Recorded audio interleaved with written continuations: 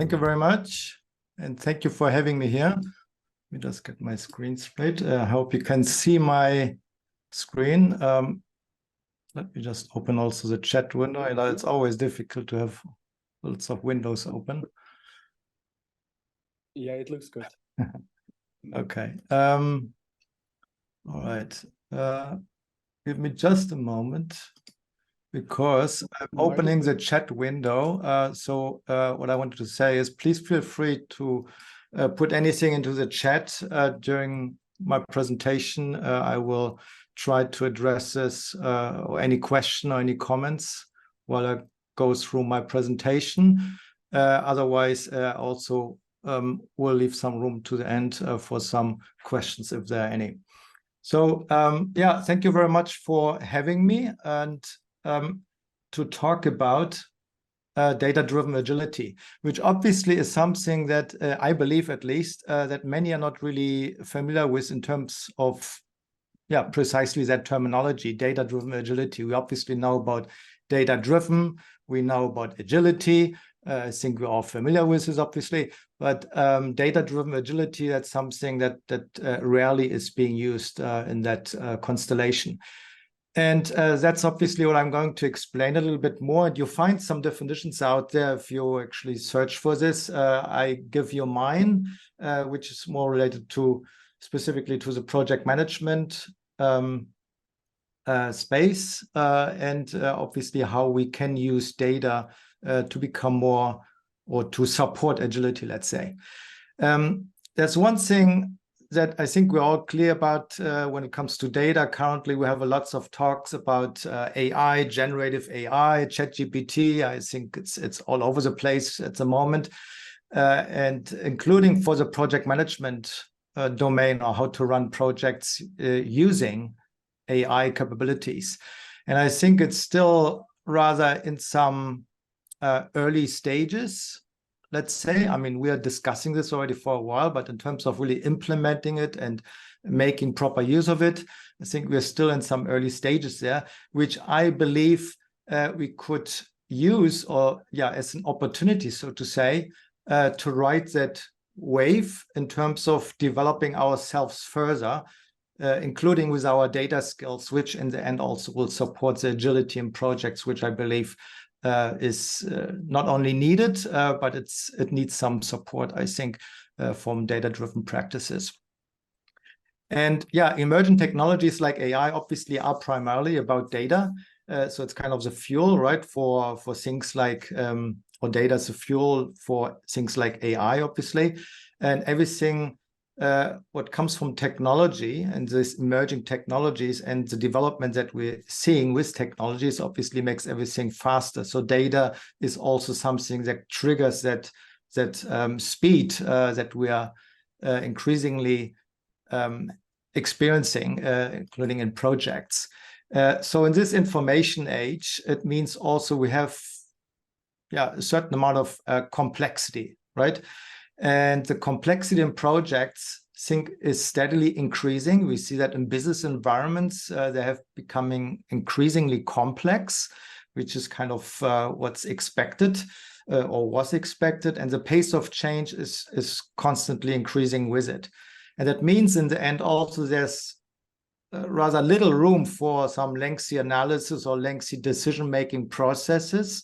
Now, when we make decisions in projects, we usually collect some information, we do some analysis, etc., right?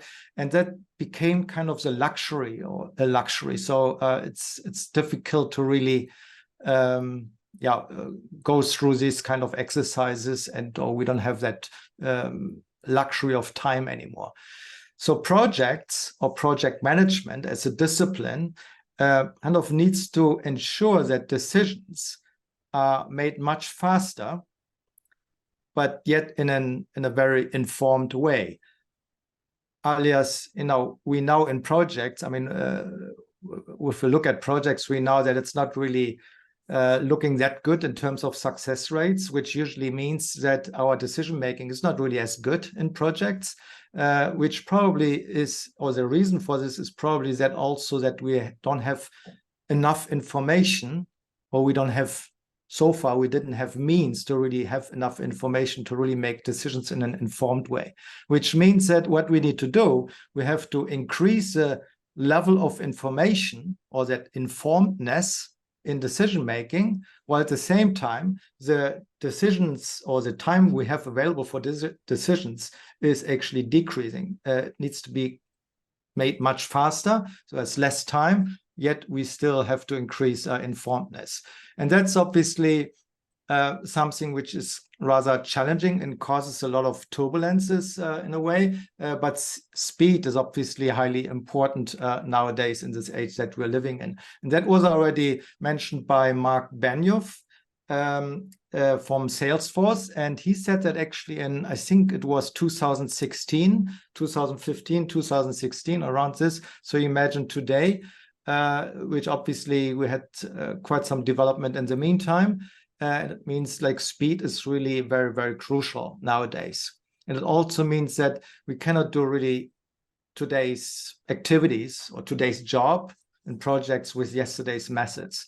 So business needs, or businesses, they need to adapt quickly to new trends. We know this, customer demands and technology obviously as well, to stay competitive. That means also projects have to ride with it, but also anyone who is actually operating, working in projects. So we need to actually adjust to this, to the speed or this changing pace, right? So it's not only valid for project management as a discipline, but also for project management professionals or anyone who is actually working in projects, which means we need to skill up continuously and also revisit the existing methods that we have and that we know. I mean, in some cases, the methods that we're using or techniques we're using, they are decades old, and we have to actually question this if they're still actually valid. So why do we need to do all this? I think there's some missing alignment, which in many organizations is already becoming apparent, and some are actually already suffering from this, while in others it's probably still to come. But we know that the technological evolution is, there's a very steep curve which goes very quickly up. I think we're all familiar with this. And businesses or business areas, business domains, they try to keep up with that pace. I have seen that actually a lot in the projects and the environments that I used to work in. I used to work in banking, in compliance areas, and those compliance domains, so those business areas, they needed to constantly keep up with that technological evolution. Obviously, there are other areas as well for for competitive advantage, or in this case that I just mentioned, for compliance reasons. Business areas, they need to actually stay on top of things, which is clear, right? Which ultimately means that the demand for change and demand to projects is actually increasing. The problem is that the project management practice, or these projects, how we operate, it's not keeping up with this development. So the change demand from those different business functions are actually exceeding project management capabilities quite a bit.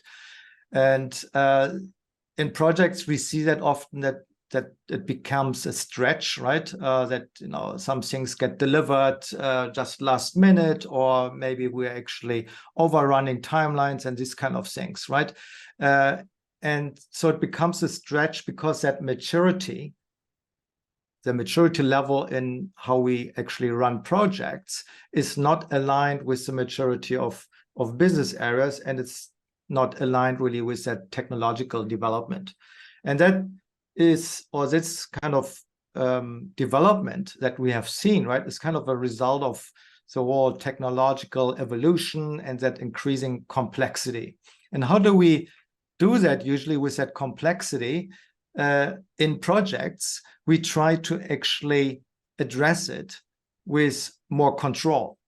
So we, complexity, we often look at this like there's a higher uncertainty, or the uncertainty itself basically causes also a level of complexity, but we are facing increasing uncertainty, and then automatically we're addressing or try to address that with rigid processes, more control, etc. Right? Well, obviously, we need agility because now we live in this VUCA world and everything becomes faster and it's very volatile. So agility is obviously key. So how do you balance this properly? And and when it comes to project management, Project Management Institute, that PMBOK, so that body of knowledge, that actually the previous versions, you can see that book that became a real thick piece of work. It increased in the amount of pages, which kind of was an indicator how the complexity increased over time in the project management space. I think only with the latest version, it got reduced again. But that development kind of is or was an indicator for this. And then it basically says that, or tells that we like to throw this complexity at those problems. We apply more complex frameworks, more rigid processes, strict control processes, etc. And that's kind of the result of that increasing uncertainty and complexity. But we cannot answer the complexity with another complexity. That just doesn't work, right? Rather, what we should do is actually take advantage of this, what we call complexity and uncertainty. You actually have to explore it, and I'm going to talk a little bit more about this. But complexity as such is not a bad thing, right? Many see that actually in a very negative way and say, oh, everything became so complex, but it's not a bad thing because it's a natural effect of progressing, of evolution. We actually want this. We are enforcing this, that everything becomes more complex. So it's a good thing, and we just need to make sure that we take advantage of this and turn this kind of into a positive thing. So what do we need to do, Alice? What are the elements that I think we need to address to actually get kind of aligned again, right? And these are the different areas that I think are really crucial. So we have risk management, and what we usually do in project management or in projects, we usually do risk control. So we monitor things and then react to risks as they come along, right? But to exercise the true agility in projects, we actually need to prevent risk. So not just monitoring and reacting to risks and issues. That simply doesn't work anymore. Simply because we don't have time for this anymore, right? Things are coming in so fast. We cannot even foresee sometimes risk, and we need to react much faster. Otherwise, we have to have that already in the radar before it actually kicks in. The other thing is with speed, as I mentioned before, decision-making, the process needs to be revisited so we become much faster in how we do our decision-making, and in an informed way that we actually have the proper information at hand in a very fast and rapid way. And obviously data and AI eventually as well that can help us with this. But it's not only data and AI, right? Because there are many, many decisions that cannot be taken on by AI. There's a lot of stuff that needs to be done through our experience, through our intuition. And often it's also almost instantly that we need to take decisions that, as I mentioned before, there's often either not enough time to make decisions or do some analysis, or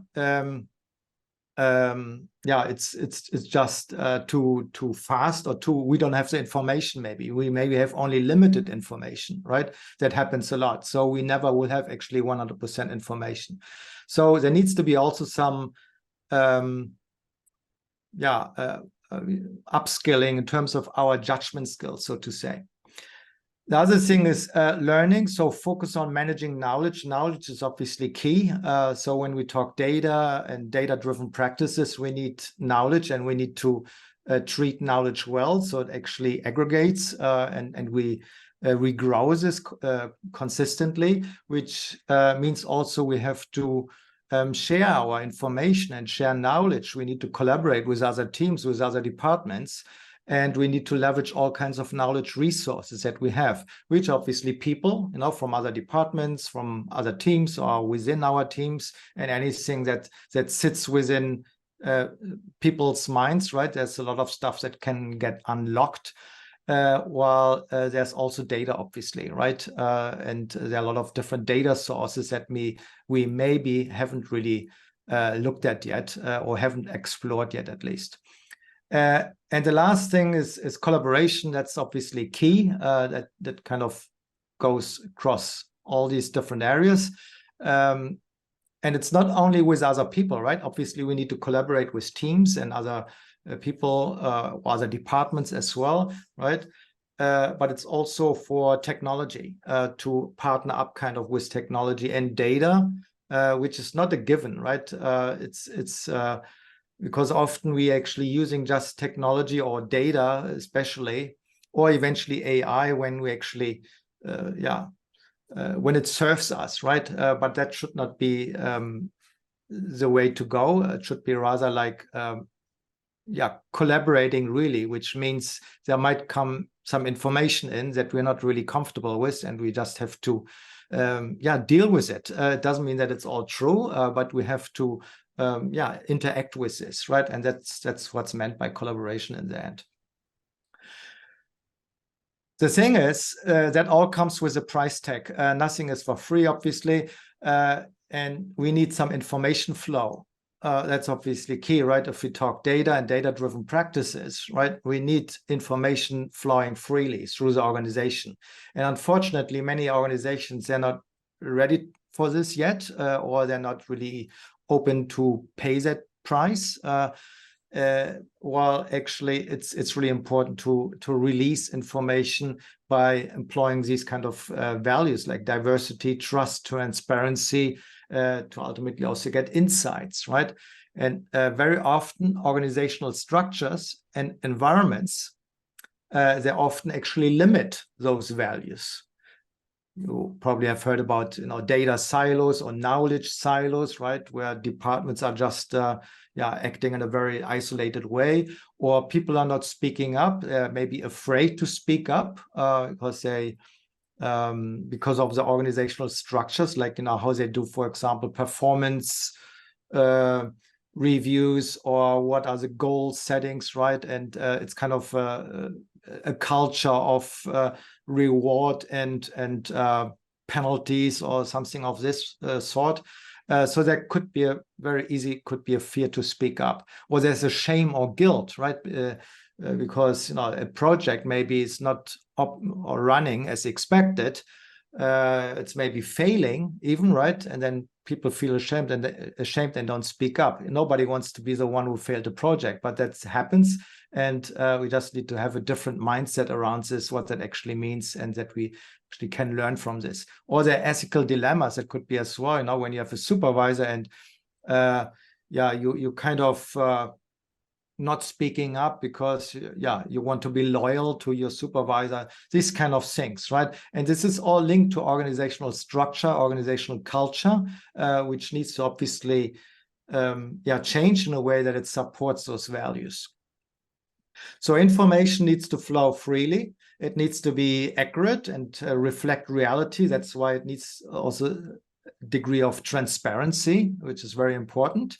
So altogether, it's about unearthing, so to say, hidden people qualities that actually help in the end to unlock data capabilities and the impact that it has on projects, and also supports agility in projects. So it's about the value, not only from data, but kind of from a changed mindset from the people that comes from this, right? So it's not only all data, right? There comes a lot of stuff comes with it, right? If we go that path. And this, what it means to the different people in projects, it will bring more decisiveness. People will become way more decisive. They will engage more. They will collaborate more. And this means ultimately also that the information flow is being triggered. You get actually a data ecosystem running, which is very important. Ultimately also for AI, we obviously know this, right? That data is the fuel there. So we need to get this running. And this drives an informedness in people, because we're getting exposed to information, to data, and we run this data ecosystem basically that drives also our intuition, and with this our decisiveness, and we are more comfortable taking decisions even if we have only limited information available. And that, I think, is really important. So true agility, and that's kind of what I'm trying to get to, right? True agility goes really beyond just adapting to external changes, or just being, making sure that you're able to change or redirect quickly. So it requires also, some adaptive mindset to learn, unlearn, relearn. We have heard all these kind of things as well, right? To innovate and being more creative, critical thinking, like data literacy, these kind of things. So to think critically about, what we read or what we consume in terms of data, but also in terms of our own thinking. So it's about lifting those core qualities of people to unlock data and support agility in the end.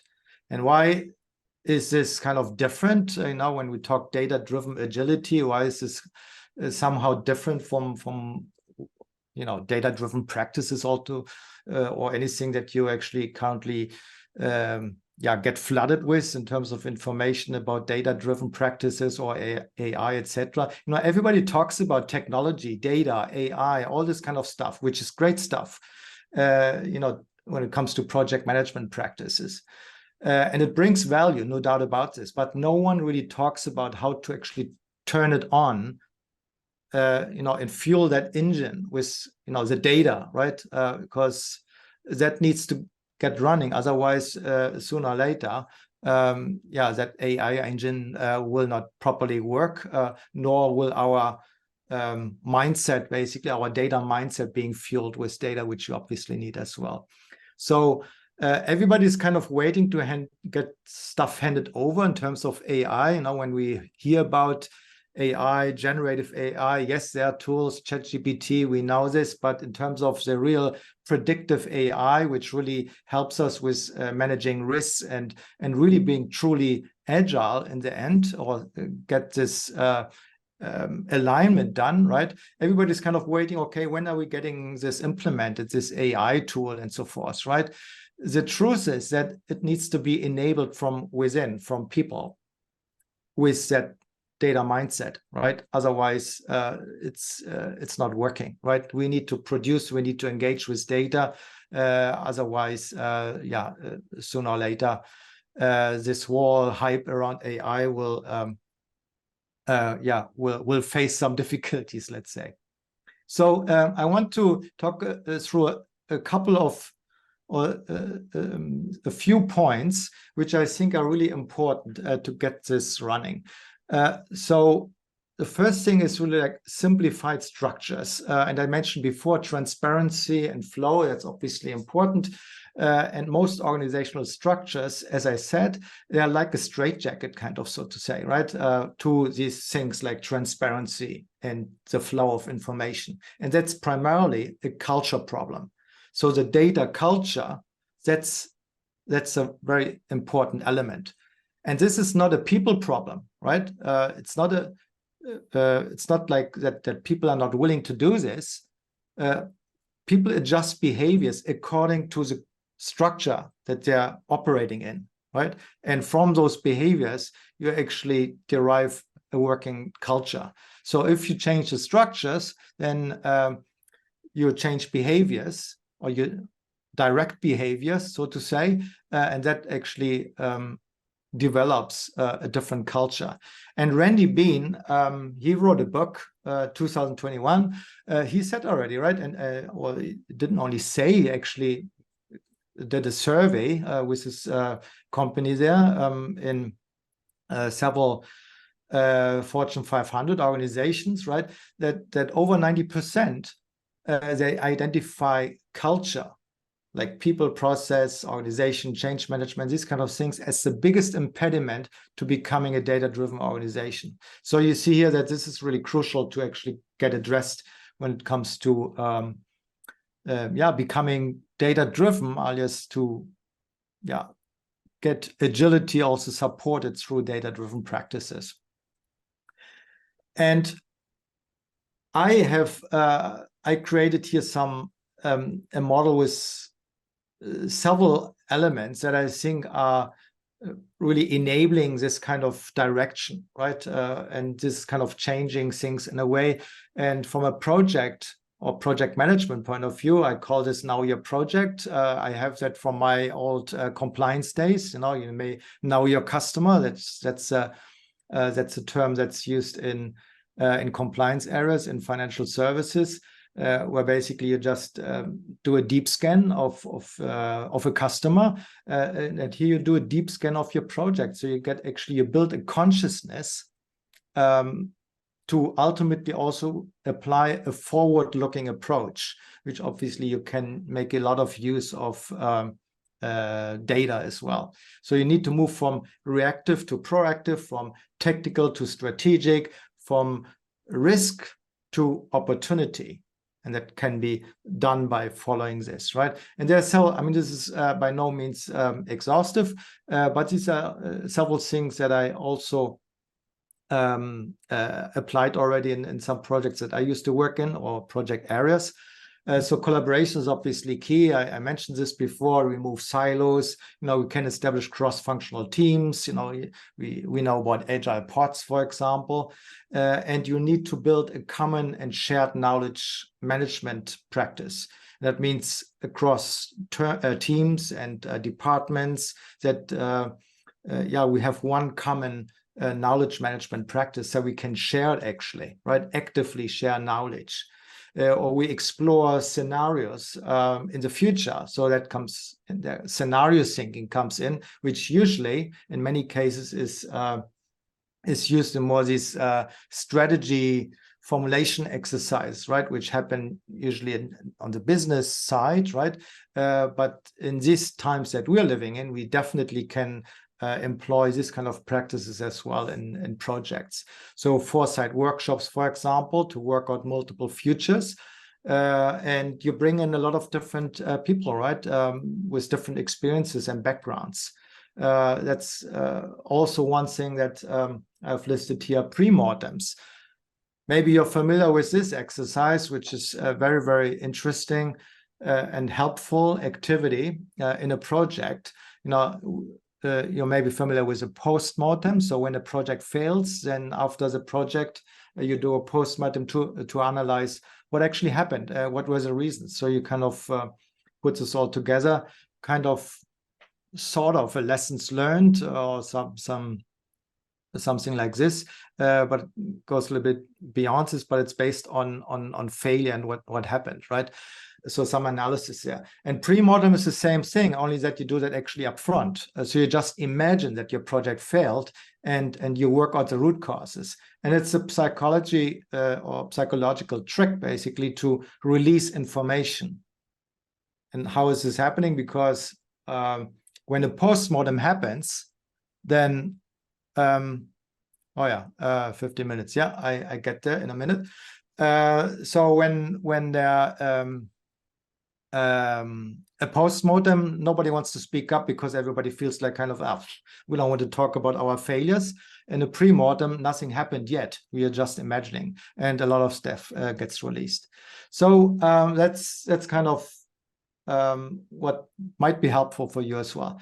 So I will rush a little bit here to get to then obviously 15 minutes, probably need still 5, and then hopefully we have some 10 minutes for some questions and answers still. So diversity is another thing, which is very, very important, obviously, because this is really crucial to generate insights. And that was already mentioned here by Padmasree Warrior, I hope I pronounced that correctly, from Cisco. And she said, like, some of the best ideas come from the most unexpected connections. So I can remember from my days, right, when there were IT teams, there were business teams, and then the IT teams were saying, oh, you know, the business user comes in and he says, yeah, you can do this tool, or can use this tool and this technical solution. And we are always saying like, yeah, what does he know, right? He's a business guy, right? He has no clue, right? But let them speak up, right? And vice versa, obviously, right? There might be some nonsense coming out, but maybe that nonsense leads to some new ideas, right? And maybe that's even a very valid idea, right? The point is really like, don't close for or don't close the gates, basically, when it comes to ideas or brainstorming and this sort of thing. And this could be very helpful. And data, obviously, is very, very important as well. And it can suggest new approaches. And that's where, obviously, the data-driven practices come in. And to emphasize on diverse thinking, again, not exhaustive, but there are some pieces that I think are very important, that we don't hire for cultural fit.